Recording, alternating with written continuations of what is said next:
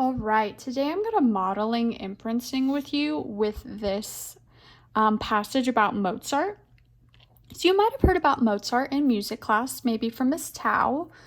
And he was a very famous composer, so you probably even recognize a lot of his music and you don't even know it. So I'm going to go ahead and pause after each paragraph, and I'm going to ask you a question that requires you to inference. So I'm going to go ahead and start. Wolfgang Amadeus Mozart was a very famous composer. A composer is someone who writes music. Mozart was born on January 17th, 1756, and had one sister named Nannerl. When Nannerl was young, her father taught her how to play the harpsichord. The instrument, which is like a piano, was popular in the 1700s. As his sister practiced her music, 3-year-old Wolfgang often sat right next to her. So this is the question that I want us to think about. How would you describe Mozart and why? I want you to think about what we've read. So one way that I would describe Mozart is saying he's interested in music.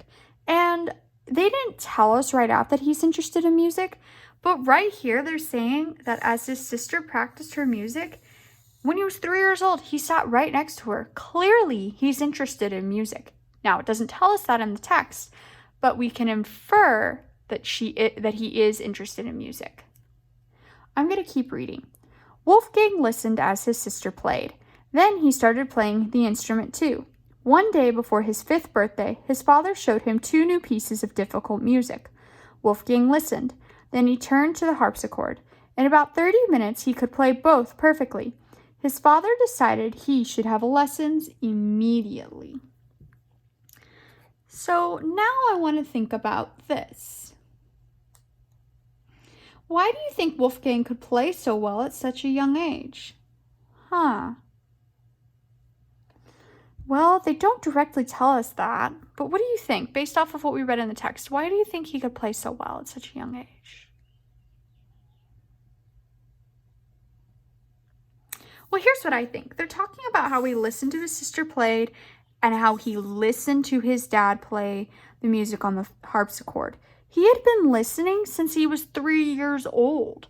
So he really had developed a really good ear for music and figuring out, well, this sound goes with this key and things like that. So he had a really good trained ear at such a young age. So I think that had a big impact on how well he was able to play at such a young age. Now, they didn't tell us that, but we're able to piece that together. All right, let's look at the last paragraph. For the rest of his short life, Mozart composed music. He wrote more than 600 beautiful works. Some of his long works were performed by musicians on many instruments and took hours to play. Today, the most famous orchestras play Mozart's music in grand concert halls. Mozart is considered the world's greatest musician. All right, so I want you to think about now, why do you think Mozart is considered the world's greatest musician? So they didn't tell us why, but what do you think based off of what we've read? Well, here's what I think. I think that, for example, they're talking about how his life was short. He wrote 600 beautiful works, and that his most famous works are still played today in grand concert halls. I think that's a pretty good clue to us that he is considered a world's greatest musician. So why? Because in his short life, he made 600 beautiful works, and that today even his work is still played. So as you can see, they didn't tell us a lot of these things in this passage directly that answered the questions we had. However, we were still able to piece it together using our inferencing skills.